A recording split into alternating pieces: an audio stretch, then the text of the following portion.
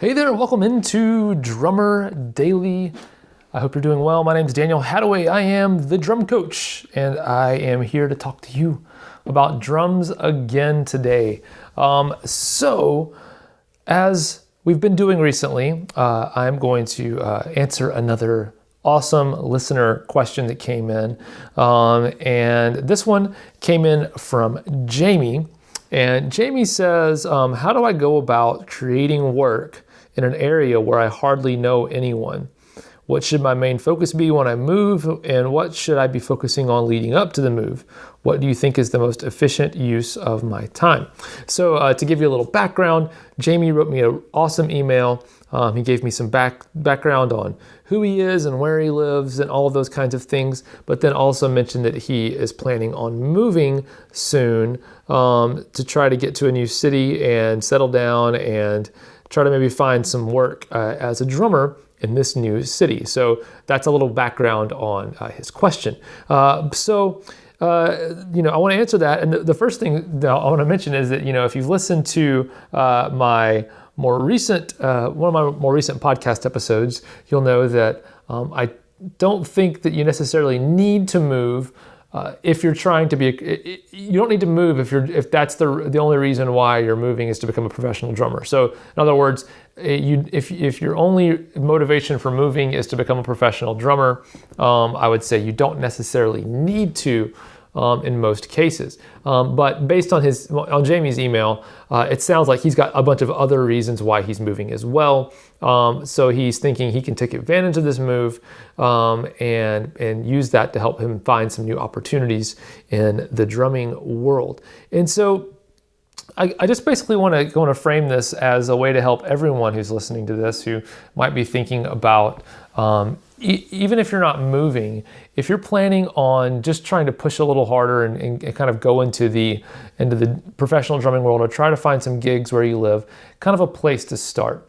And I believe that in all of my experience in the music business, even as professional as we are when it comes to our playing and how we approach creating music and how serious we take it, that even though we're really serious about all of that, that at the end of the day, the music business is still very much a social business, meaning that friendships and knowing people or having some kind of, not even knowing people, because it's not about, it really isn't about knowing, networking and all that kind of stuff as much anymore, but it's about people feeling like they understand who you are. And that's going to be the thing that's going to get you in with most people more than you're playing. There's so many good players out there that being a good player or being the best player really doesn't guarantee you anything. And so, Jamie, specifically to your question, I think that you based on what you've told me, I think you already understand that. So you're just saying, how can I get involved in a new music scene in a new city? And I do want to be careful to make sure everyone understands that I personally have never moved to a new city in order to become a professional drummer. So I don't have a lot of experience personally with making that happen. I do have experience getting paid gigs in a city where it might as well have been a new city because it's so overrun with so many great musicians that it feels like, how in the world can I make a name for myself? So I just want to tell you that the way that I have made a name for myself and I have made relationships is by getting to know people in a very natural way, not being scared to tell people about who I am and what I do, not being scared to share with other people what I'm not good at. So just being completely transparent with people that I meet, especially if I understand that they are a musician or there's someone who might down the road be able to hire me, whether they want to or not. And then the other thing is I always focus on serving other people first. I don't want to mention too much about it specifically, but I was approached not too long ago by someone who wanted me to help them with a project related to drumming and helping drummers. But when I was approached by this, from the very beginning, the person seemed very intent on trying to get me to do things for him.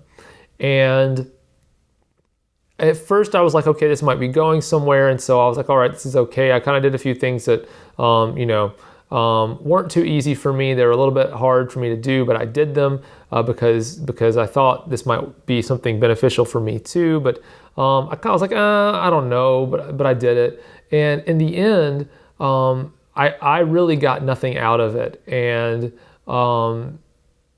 there's two ways to look at that. You could look at that from my perspective and say, well, I just gave, I was trying to serve somebody else. But I want to put you in the shoes of the other person. So I guess what I'm trying to say is this: if you were going to go to someone else, you're trying to pursue someone else for an opportunity, you have to enter into that relationship asking, how can I serve that person? So this other guy who came to me to ask me to help him with something, he approached me saying, what can I get from Daniel? Whereas if he had come to me and said, hey man, I've got this thing that I'm working on and I really want to serve others, but I also want to see if maybe there's something that I'm doing that can help you. How can I help you, Daniel? How can I serve you? Maybe here's what I'm working on. Can I give you this or show you this or provide something to you, and then kind of go from there? I would definitely be receptive to that. Wouldn't have been hesitant at all. Instead, I came away from this feeling like I was kind of burned by the whole situation, because it was like this stranger reaches out to me and asks me for something, and I'm kind of like, I don't know, okay, I'll do it. And then I did it, and then I kind of just got left in the lurch after that and didn't get anything out of it. So again, if you're going to approach somebody else about something, always look at how can I give to them. And so in a new city, what that might mean is you do the dreaded play for free thing. And I don't mean you play for free or make a habit of it, but you might say, hey, I'd love to, I know that I'm new here. So you might meet a producer or an artist or somebody who might already have a drummer, or you might not think they need anybody. But if you say, hey, I'm new here and I would love to kind of get my foot in the door, so to speak, but I also know that no one here knows me. You don't know me. So I'd love to have an opportunity to at least show you kind of what I do and how I work. And a big focus is how I work, because that's what producers and people who hire drummers are looking for. They're not necessarily, they know that you could probably send them a demo recording of you playing or a video of you playing the drums. So that stuff doesn't matter as much, but they do want to know and they do care about how are you to work with. And so by bringing that up on the front end and saying, hey, I'd love to show you what it's like to work with, how I work with other people, how I can work with you, how we can make something that you're happy with. So I'd be willing to do something for free or for a discount or whatever, just the first time to kind of let you see what I do, and then we can kind of figure out stuff in the future. But I just would love to have the opportunity to kind of work with you and show you what I can do. Now, that seems kind of unprofessional, or kind of not unprofessional, but just kind of casual. But that's the thing, is that the music business still, as professional as the players are about their playing, it's still a pretty casual thing as far as the setup goes and the arrangements go most of the time.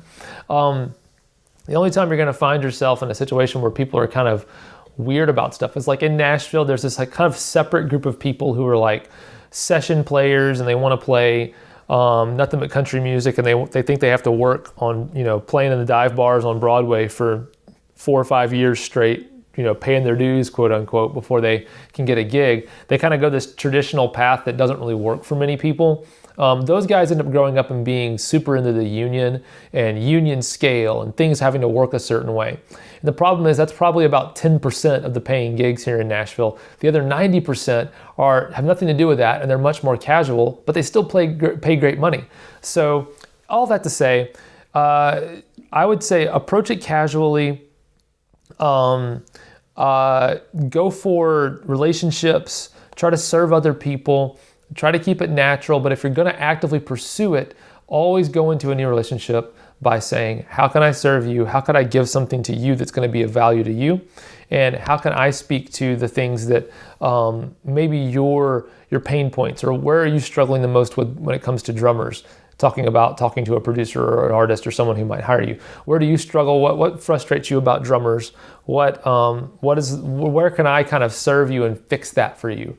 that'd be the place to start out approaching things for.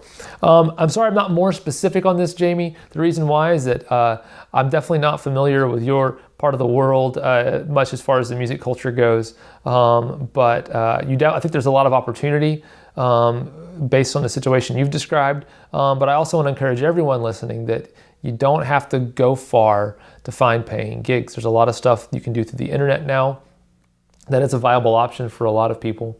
And so I want to encourage you to take that approach if that's something that appeals to you. All right, thanks for tuning in today. I'll be happy to see you join me again tomorrow for another episode of Drummer Daily. Bye for now.